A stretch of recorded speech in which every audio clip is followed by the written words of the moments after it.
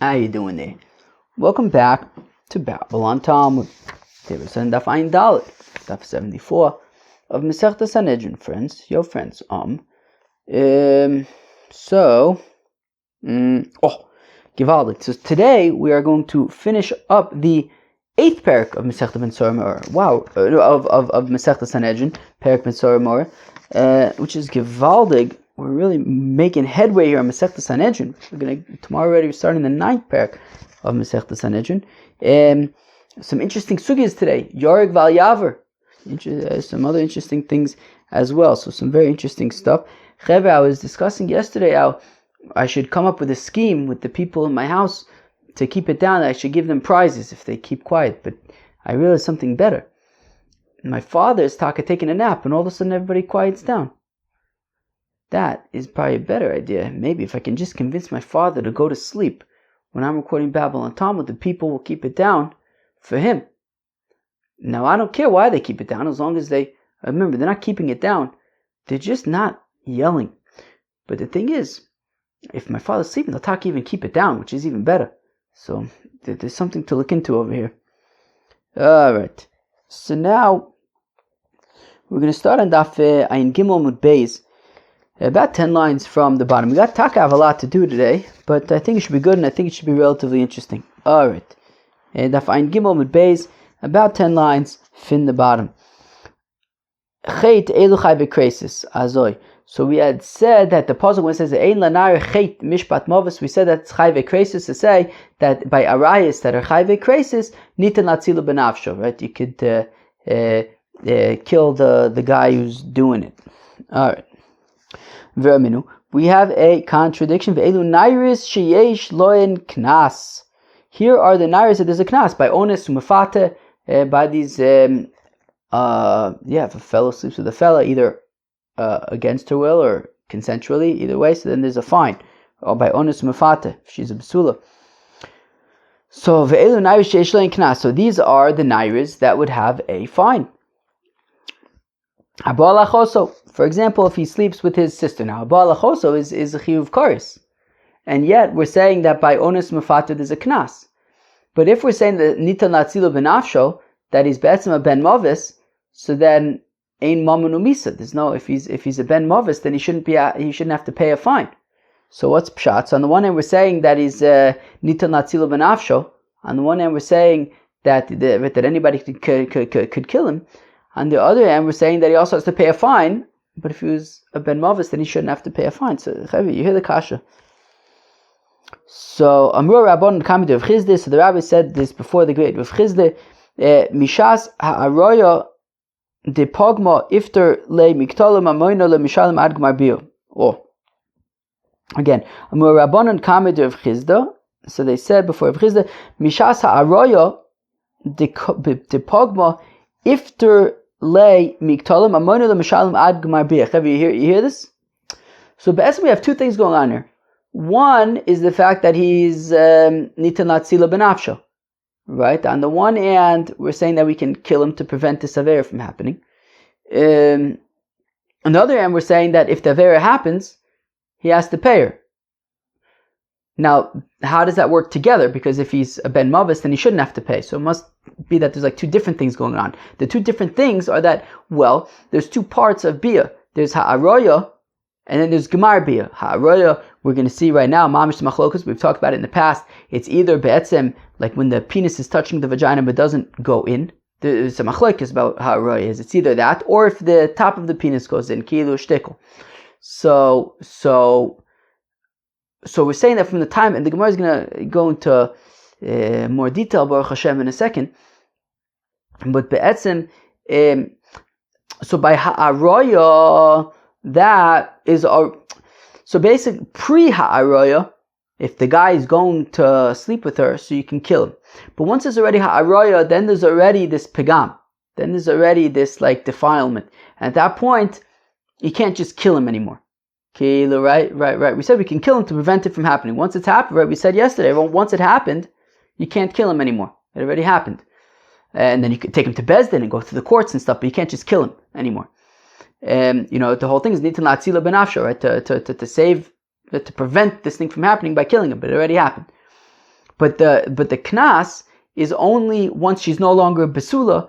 That's when he's chayiv the knas. Now that would be by gemar bia, by when there's been complete bia. So now, so therefore, right. So said the rabbis before of Chizde, mishas ha'aroya depogma. So from the time of ha'aroya, where she's already been defiled, ifter le miktala, we can no longer kill him anymore. She was already defiled. It already happened. Right. The whole point was to prevent that. It wasn't prevented. We can no longer kill him. We could take him to court and go through that system. We can't just kill him anymore.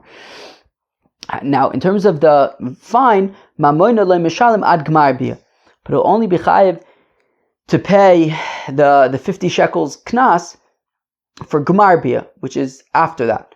So therefore, there's kind of two separate things. And therefore, at the time that he was chayiv misa, he wasn't at that time chayiv the knas.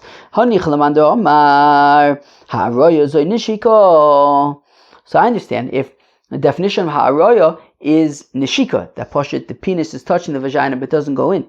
So then, okay. So there's nishika, there's ha'aroya is, at the time of ha'aroya, once there's ha'aroya, you can no longer kill him. He's not yet chayiv the money yet. After gemar bia, he's then chayiv to pay the 50 shekels. So he pays the 50 shekels. But if you say that ha'aroya is kind of, the penis goes in a shtickle, so then at that time, so at the time that he's of ha'aroya, that he's chayiv misa, he's also chayiv, right, the chiyuv misa and the chiyuv for the 50 shekels, because she's no longer a besula after that point, happens at the same time, tzizamen. Right? Toch kedei. Is that the word in Hebrew? Toch kedei? I think so. Maybe. So anyways, so then how do you understand that? Because then the chiyuv misa and the chiyuv of the knas would happen at the same time at ha'aroya already, because she's no longer besula and she's nifkama. Okay, Michael the Maimer. So Ella Omer of Chizde, rather says of Chizde Kigon, Sheba Alea. Where am I? Oh, Ella Omer of Chizde, rather says of Chizde Kigon Sheba Alea, Shaloi Kedarka v'Chazu of Alea Kedarka Azoi.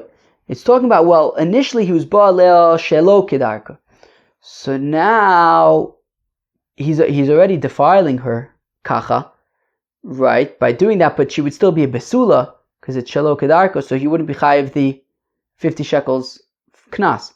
Now, once already he's ba'aleh shelo kedarka, he already did it, he already defiled her, you can no longer kill him, but he's only going to be chayiv the knas. Then when he was ba'aleh kedarka and she's no longer a besula, at that point he's chayiv the knas. So they're happening separately. That's why he has to pay the fine. Givaldig. Rav Omer says, Rav be manichosoi shelo yargena Rabbi Yehuda. So Rav says that, well, Rabbi Yehuda's opinion was that if she says, hey, don't kill him. If she says, don't kill him. So in that case, according to Rabbi Yehuda, we don't kill him. So therefore, he isn't actually a ben mavis, and that's why he has to pay the fine. Rav Papa almost says, Rav Papa be mefuta v'divrei hakol. Rav Papa says by mefuta, a seduction. In that case, she's basically going along with it. So we're not gonna. Right, it's consensual. So in that case, there would be the fine, and we wouldn't. Right. We wouldn't kill him in that case. Right. She's not. Right. She's not. She's not makpedes on the pagam. So therefore, we're not going to kill him, and also, and therefore he's going to have to pay. Abai Yomi says, Abai b'yochol atzil be'echad me'varv. Oh, so now Abai says something interesting, is that, well, it's a scenario where he wasn't a ben mavis, he wasn't a dead man, only because you could have killed him by not kill him. You could have prevented him without killing him. You could have chopped off his arm or something like that, right? And then he'd be like, dag, now I have my arm. I'm going to stop now. So now, in that scenario, if you could just chop off his arm, so then you can't, then you're not allowed to kill him. So if it wasn't actually chayiv misa, it wasn't actually a ben mavis, because you could have prevented him by just chopping off his arm. So again, it's talking about a scenario where you could have prevented him from doing this avera by chopping off his arm, for example, so therefore it wasn't actually a ben mavis, and that's why you have to pay the fine. Rabbi Yonasan ben Charlie, it's Rabbi Yonasan ben Charlie, the Tana that learned advice of Rabbi Yonasan ben Charlie Omer, says Rabbi Yonasan ben Charlie, that if Shimon was chasing after Ruvain to kill Ruvain, and Ruvain can be saved by just chopping off Shimon's arm, so then velo yitzil, but that's not what was done. Instead, we chopped off Shimon's head.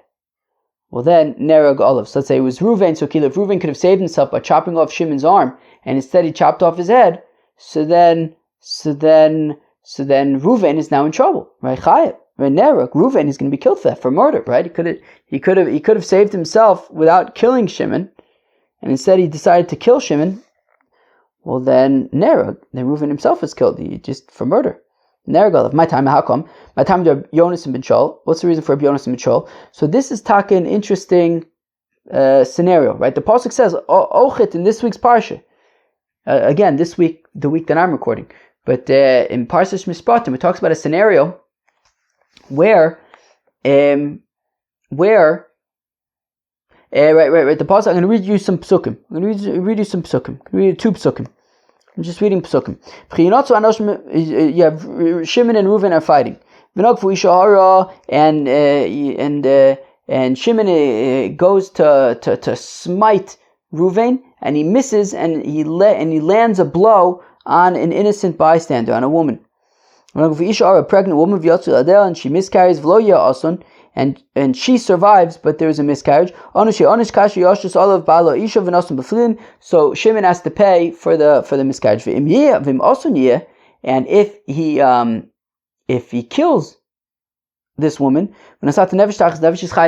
interesting. Okay, so here Shimon and Reuven are fighting. Shimon goes to land the blow on Reuven, but instead he hits a woman. And be'etzem, we're saying if she dies, Shimon is chayiv misa for that. If she survives, he's chayiv mamun, right? Because there was a miscarriage, whatever. It's chayiv mamun. Now, here's the thing: in order for Shimon to be chayiv misa for killing this woman, it has to be intentional, right? Because if it was accidental, meaning if Shimon was fighting with Reuven accidentally or something like that, and then this woman gets hit, why would Shimon be chayiv misa? It was an accident. So from the fact that he's chayiv misa if he hits this woman, clearly we're talking about where he was fighting and Shimon hit Reuven with an intent to kill him. Shimon was going to kill Reuven. Now, and we're saying that therefore if Shimon intended to kill Reuven and he missed and kills this woman, so we're saying that he's chayiv for killing this woman. But at the same time we're saying that if he doesn't kill the woman, well then there might be a financial liability. Now the question is, here's the thing, how could that be though? Because we're saying that it has to be where Shimon is intending to kill Reuven. But if Shimon is intending to kill Reuven, well then, based on the halachas that we've been learning the last few days, Shimon is a rodef, and nitan latzil b'nafsho. Reuven can kill Shimon. Shimon's going to kill Reuven. Reuven can kill Shimon, which means that Shimon is a ben mavis. And if Shimon is a ben mavis, so then if Shimon misses Reuven and he kills this woman, okay, so we kill Shimon. But we said that if this woman survives, then we have to pay for the miscarriage. Why should Shimon have to pay? Is it ben mavis? Right? There's no mamon umisa. So how do you explain this? It must be, well, it's a scenario where Reuven could have chopped off Shimon's arm, and if that's the case, then Reuven has no right to kill Shimon, which means that Shimon isn't actually a ben maves, which explains why if Shimon kills this woman, he's going to be chayiv misa because he intended to kill. But at the same time, he himself wasn't a ben maves because there was a possibility of disabling Shimon without killing him. Therefore, he was never actually a ben maves, and therefore, if this woman survives, he pays for the miscarriage. That's how to explain it. Very interesting situation. So my time of the Rabbi Yonasan ben Shaul. What's the problem with Rabbi Yonasan ben Shaul, who says that if you could prevent him without killing him, so you may not kill him. So the Chsiv says, here's this scenario with Shimon and Reuven are fighting. It's talking about where Shimon intended to kill Reuven. Because the pasuk says that if this woman is killed, so then Shimon is chayiv misa. In order for Shimon to be chayiv misa, it must have been where he was intending to kill. And even so, and yet the Torah also says that if she survives but there's a miscarriage, Shimon is responsible to pay for that. But why would he be responsible to pay for it if he was a ben mavis because he's a rodef? So if you say, well, if Ruvain could have prevented Shimon by chopping off his arm versus chopping off his head, so therefore he's not allowed to chop off his head, and therefore he's not actually a ben mavis, so I understand why he would have to pay for the miscarriage if she survives. Because Shimon, was never actually a ben mavis. Because Reuven could have saved himself by just chopping off Shimon's arm, for example. But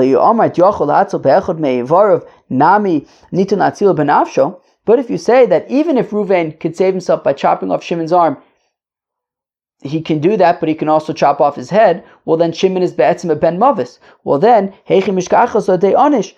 why would he have to pay for the miscarriage? He's a ben mavis. So therefore it sounds like therefore that's the proof that if you can avoid killing the person, then you must avoid killing the person, and he is not actually a ben mavis. But we say, well, the Gemara suggests that wait, maybe this isn't a proof. Maybe there's a reason why. Maybe you could say that no, either way, Reuven can kill Shimon. If Shimon's going to kill Reuven, Reuven can kill Shimon. Even if he can chop off Shimon's arm, he could also chop off his head. That's fine. Well then, why is Shimon paying for the miscarriage if she survives? Well, because they're two separate cheshbonis. One cheshbon is between Shimon and Reuven. The other cheshbon is between Shimon and this woman. So between Shimon and Reuven, yeah, he's a ben mavis. Between Shimon and this woman, he has to pay. Right, he's chayiv. Right. The fact that his ben mavis is from account of Reuven. The fact that he has to pay is account of this woman. So therefore, maybe you could say that Reuven can kill him, and still he has to pay because it's to somebody else. Lo shna, and we say no. In the end, we say no. It doesn't make a difference who's being paid to, because the Amar Rava says Rodef shay Rodef achar chavero.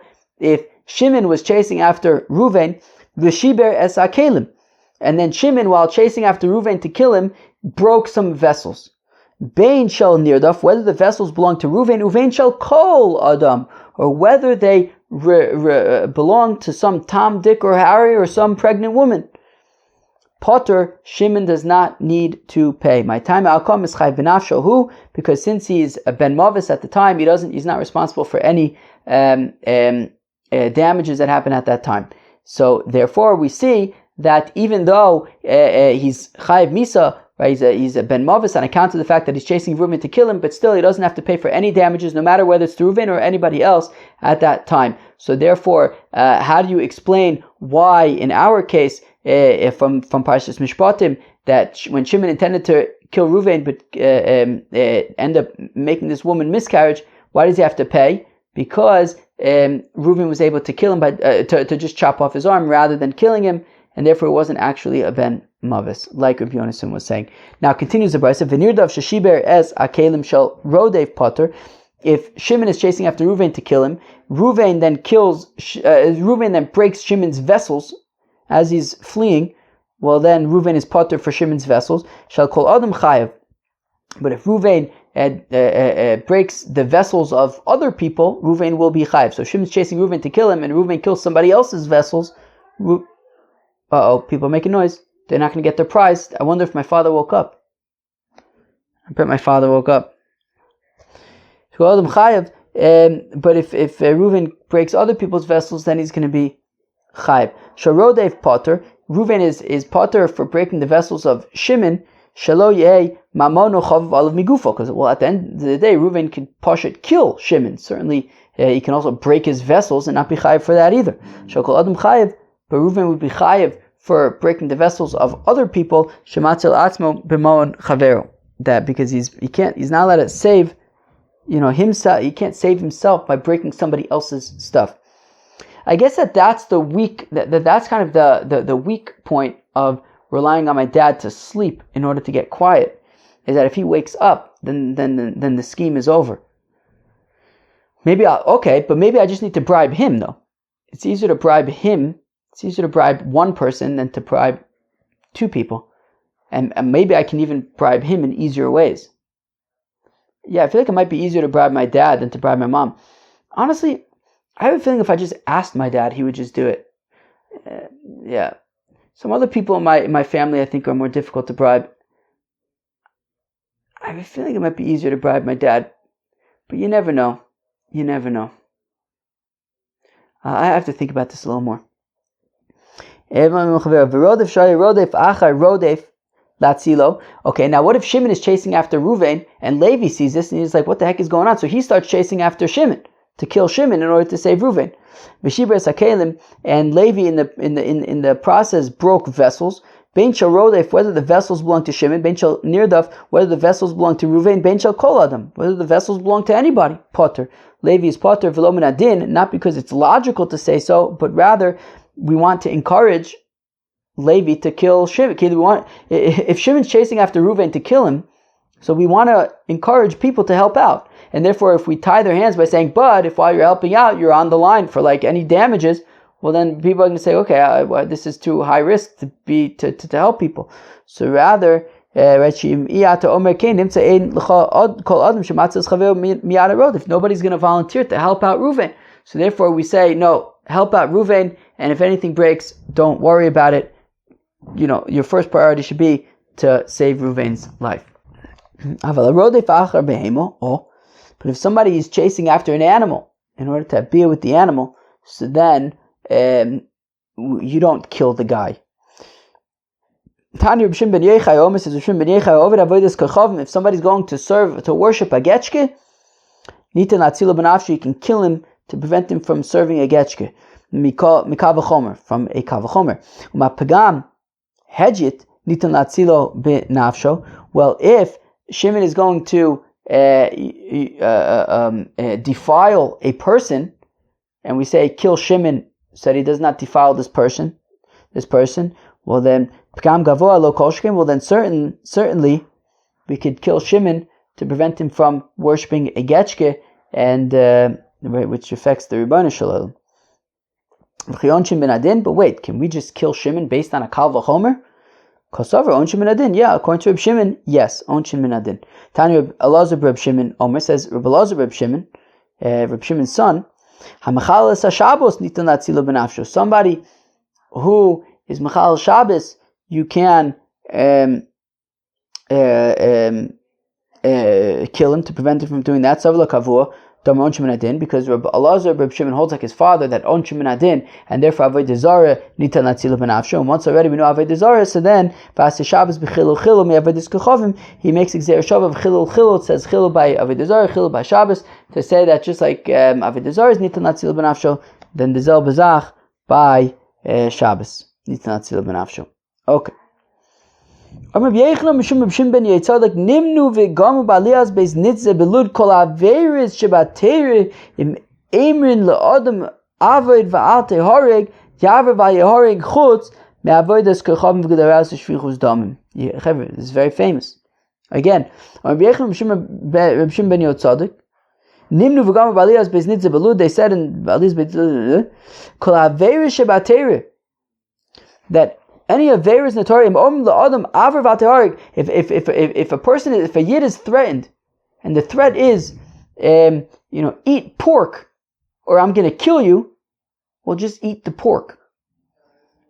As gross as it sounds, aver v'ateharig, do the sin, save your life, don't be killed. Where am I? Aver v'ateharig, yaver v'ateharig. Three exceptions: Avodah Zarah, immoral relationships, and shvichus damim, and murder. In those cases, if the ultimatum, if they say do it or we'll kill you, then yehareg val yaver. Avodas kechavim lo. What do you mean? But I thought Avodas Kechavim, you would just do it. Vatani, we learn the Brisa, Amr Bishmal, says Bishmal, Menayin Shem Amr Lo Adam. How do we know that if they threaten a person, Avad Avedis Kechavim V'Atei Harig, if you worship the Getchke, your life will be spared. Menayin She Yavid V'Atei Harig. So how do we know that you should do it? Worship the Getchke. Tamlum V'Chai Boim, V'Lo Shamus Boim. That you should live by the Torah, not die by the Torah, and therefore just bow down to the Getchke. Is it possible that this would even be, if this is b'far hesya, as we're going to learn soon, in front of a minyan of Yidden, he should still do it? That it says, do not profane my name and make me holy, and therefore, so not b'far hesya, but if it's just, a person is threatened on an individual level, to worship a Getchke, says Rabbi Shmuel, you should worship the Getchke. So, and for the Gemara, Inu de Amr Rabbi Eliezer, yes, but when they included Avodas Kechavim in the list of Yehorig V'al Yavors, it's because they held like Rabbi Eliezer. Titani Rabbi Eliezer, Amr says Rabbi Eliezer, V'haftas Hashem Elekecho, that you must love Hashem your God, i.e., love Hashem, not Getchkes. V'chol levavcha, with your whole heart, v'chol nafshcha, with your whole soul, v'chol modecha, and your whole money. If it says with your whole soul, then why does it say with all your money? If it says with all your money, then why does it say with your whole soul? Because if you have a person whose body, right, he cares more about his life more than his money, well then, right, and I guess he's willing to spend his money on stuff, we say, no, love God and not avodah zarah, meaning even if it means risking your life, still you have to serve God that way. It says with all your soul. And if it says, I guess if you do avodah zarah, or I'm going to take all your money or something, you have to, I don't know, I guess give him all your money. Yeah, I guess. But it says and included in that is that even if it means losing your life, and don't worship Getchkes. Gilarayos v'shvichus damim kidei Rebbe, and Gilarayos and shvichus damim are yeharig v'ayavar like Rebbe. The Tanya, as we learn in a brisa, Rebbe Omer says Rebbe, ki kasher yakum ish arei ritzachu nefesh kenadavar hazeh. This was this pasuk that we saw yesterday by Nair Marasa. Right? We said Nair Marasa is nitan latzila benafsho, and we said, how do we know that by Rotzeach as well, by murder as well? What we said, well, because we have Nair Marasa and Rotzeach kind of in the same pasuk, right? And we say that they're kind of it's mutual. They're teaching about each other. So why is murder in the same pasuk as Nair Marasa? Me'ata. Well, Rotzeach was inserted here by Nair Marasa to teach about Nair Marasa, but we end up learning about Rotzeach as well. Makish Rotzeach Nair Marasa, we are comparing Rotzeach to Nair Marasa. Ma Nair Marasa nitan latzilo benafsho. Well, just like Nair Marasa, we said yesterday, nitan latzilo benafsho, we can kill the perpetrator before he does the aveirah. Rotzeach nitan latzilo benafsho. The heck was that? Also, Rotzeach, we say the same thing. If Shimon is going to murder Reuven, so we can kill Shimon to prevent the murder. And now we also compare Nair Marasa to a Rotzeach. Rotzeach Yeharig Val Yavar, Af Nair Marasa to Harig Val Tavar. So just like Rotzeach, just like murder, right? If you're threatened, murder this other person, or you'll be killed. So Yeharig Val Yavar, you have to be killed. You can't murder somebody else. So the same thing by Nair Marasa. And I think the point is that by all arayos, that if the threat is do this avera or be killed, so you have to be killed. And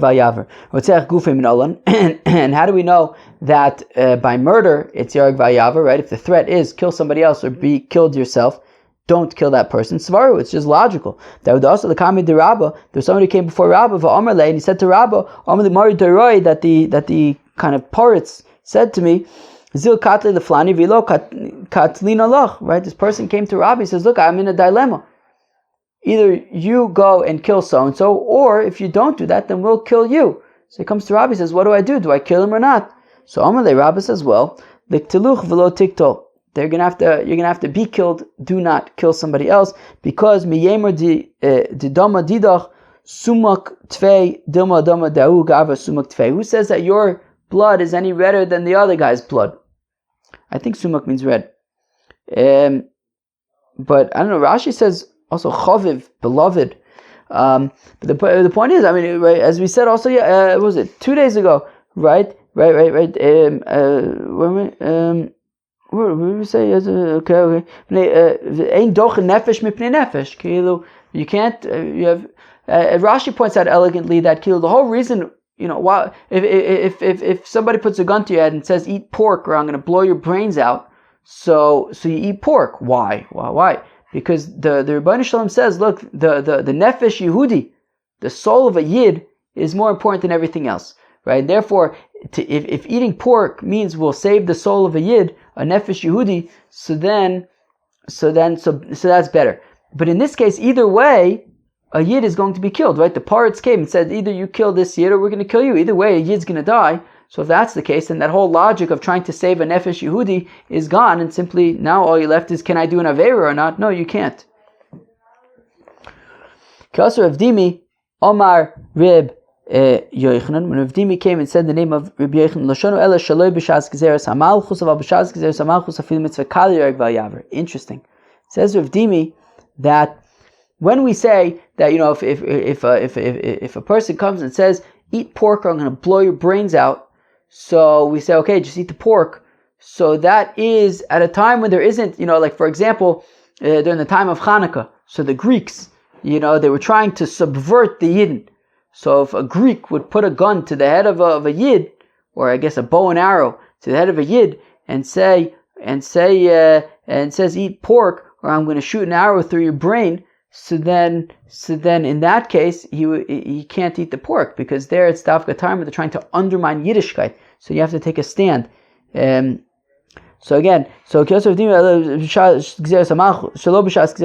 when it's like there isn't any particular particularly hostile government. But it's a time where the government is particularly hostile and trying to subvert Yiddishkeit. I feel mitzvah kala, even just a simple mitzvah, Yeharig v'ayavor, then Yeharig v'ayavor. Ki also Ravin Amar B'Yechanan afilu shaloi b'shas gezeres malchus, and even when it's not during a particularly hostile time, lo amar ela b'tzina, when we say eat the pork, that's only if it's kilu a one-on-one scenario, right? Somebody puts a gun to your head and says eat pork. So you eat the pork, but that's only if it's just one-on-one. But if it's in a public setting, there's, as we're going to see in a minute, there's like 10 or more yidden around, well then, afilu mitzvah kala, yeharig v'ayaver, even just a simple mitzvah, yeharig v'ayaver, my mitzvah kala, what's a simple mitzvah? Amarab bar Rav Yitzchak Amarab, afilu l'shanui arksa de mesaina, even if it's just to change the way that you tie your shoes. If the yidden tie their shoes a certain way, and the non-yidden tie their shoes in a different way, and he says, tie your shoes the way we tie our shoes. Silly man. And it's in front of right, so that would be, so we're saying if it's during a time of Shas Gezeres HaMalchus or B'Faresya, so then you can't do that. You have to tie your shoes like the Yidden. Wow. B'cham of Faresya, what's considered public, right? That if it's in public, then Yeharig V'Yavar, even like a simple thing, like tying your shoes. Amr B'Yakov, Amr B'Yochanan, Ein Faresya Pchusa Me'asar B'nei Adam. Faresya is 10 people. Pshita Yisraelim Be'inon, and it's obvious that those 10 people need to be Yidden. The Chsiv, as the Apostle says, V'nitashti b'soich b'nei Yisrael, that I will be made holy among the Yidden. But Rabbi Yirmiyah Tishu Yisrael v'nachiach mo. Rabbi Yirmiyah asks, what if there's 9 Yidden and 1 non-Yid? So is that considered Faresya? Tashmakam near the Tani Rabbi Yanai Achvad Rabbi Chia bar Abba Asir Toch. We have Gzer Shava Toch. Ksiv Hacha says Mikdashti Besoch Bnei Yisrael. Ksiv Hasam Hibadu Mitoch Ha'eda Azos. Right, it says by the Meraglim Hibadu Mitoch Ha'eda Aram. Malaholan Asar V'Chuli Yisrael. Just like by the Meraglim, there were 10 of them, right? Because Yeshua and Kalev were already gone. So it's 10, and all were Yidden. Afkan Asar V'Chuli Yisrael. Here we're talking about 10 Yidden. Is a Faresya. Now, frag the Gemara Esther Fayas Yavoy. What about Esther? Now, I think the point is that it wasn't considered Gili Arayos when she was with Achashverosh, but it was nonetheless a lav, right? To be married to a non-Yid. And that was public. Everybody knew about it, right? This Takapurim is coming up. What's pshat with Esther? Why was that not Yeharg Vayaver? Abai Esther Kake Elamaisa. So as Abai, well, Esther was just kind of lying there. She didn't do anything. She wasn't active. She was passive. Therefore, it was not Yeharg Vayaver. Rav Amr says, Rav Anos Atzman China. It's also different if Achashverosh was doing it for his own Hanoya, right? It wasn't to subvert, right? It wasn't to subvert Yiddishkeit. He was doing it for his own taivus. Because if you don't say like this, apparently, like on the days of their avodah zarah in, I guess, Iraq, they would come around and like ask for like coals and stuff. But the point of the coals was just like to heat to keep them warm. It had nothing to do with avodah zarah. They just needed to be kept warm during their prayers or whatever they were doing. So China, it's different because it was for their own pleasure. It wasn't to like, for any religious person or purpose or to like subvert Yiddishkeit. No, simply they needed to keep warm. So China here also different.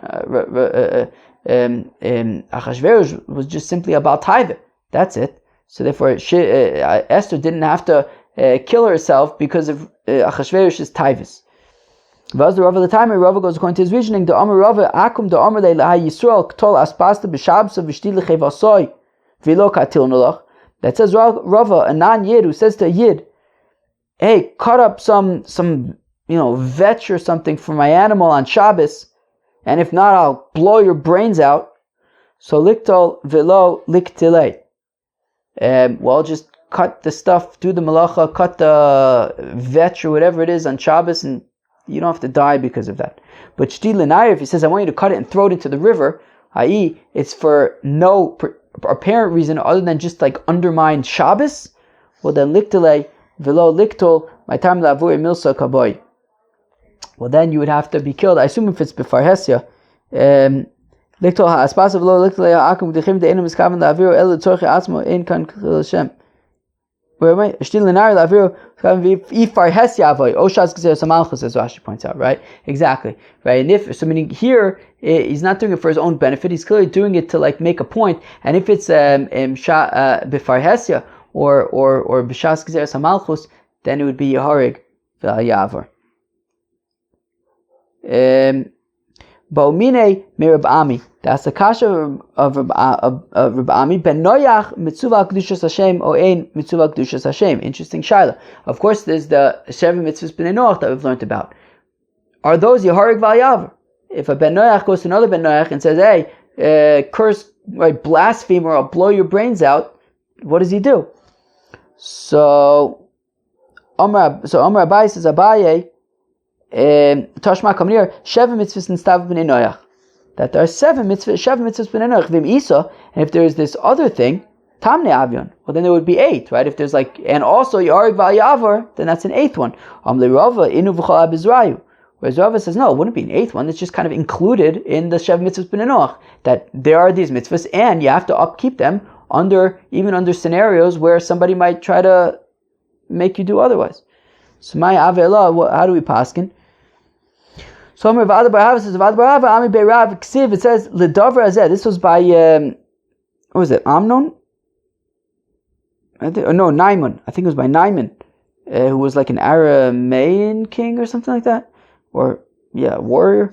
So L'Davra Azeh Yislach Hashem Lavdecha. So he says to Elisha, okay, I'm going to stop doing avodah zarah, but here there's this one thing, which is B'Adoni Beis Rimon L'Shtachavos Shama, that when my master goes to Beis Rimon to bow down to his getchko over there, V'Nishan Al Yodin, he's leaning on me V'Shtachavesi, Memele, I'm going to end up bowing down, even though I don't want to. I'm kind of being forced to bow down.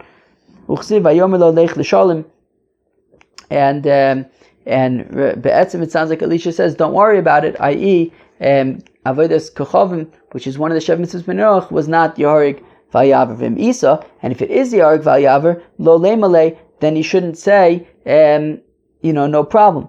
So, and for the Gemara, No, but to which the Gemara says, well, maybe there is, well, that was just between him and his master. Maybe if it was B'farhesya, it would be different, even by the Sheva Mitzvah Spininoch. So I guess it's inconclusive. Amar Rav Yehuda Amar Rav, and we conclude the 8th parak of Masechta Sanhedrin with an interesting anecdote. Amar Rav Yehuda Amar Rav, Maaseh ba'adam echad. There was a Maaseh with a person, Shenosan Einov be'isha achas, that his attention was caught by a particular woman, and he was so infatuated with this woman that he mamish became sick. Wow, wow! Look at that! What a beautiful story. So when they asked the doctors, this guy's mamish, he's so infatuated by this woman that he's going to die.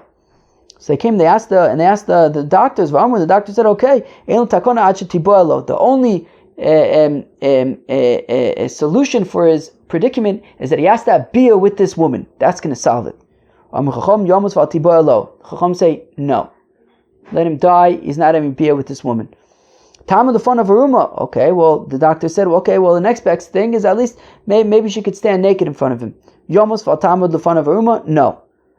He let him die. She's not standing naked in front of him. So the doctor says, okay, maybe this. Let her speak to him from behind the fence, and at least he'll hear her voice, and that will help with this situation. They said, no, let him die. He's not going to get his kicks by hearing her voice from behind the fence. One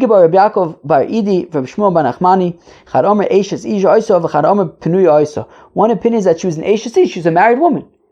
The other opinion is that she was taka, a single woman. I understand if she's a married woman. Shapir, okay, I understand why we're being so stringent. Obviously, he can't have beer with her, and even just to talk with her. Kilu, she's an Eishes Ish, leave her alone. Kilu, you can't just be in love with somebody else's wife and be like, oh, I'm gonna die. No. But if she's single, Michael, yeah, what's the big deal? Okay, she's a single woman. Rav Papa Amar, Rav Papa says, look, what's going on? This guy decided that he's infatuated with this woman, and now okay, just let him have beer with her?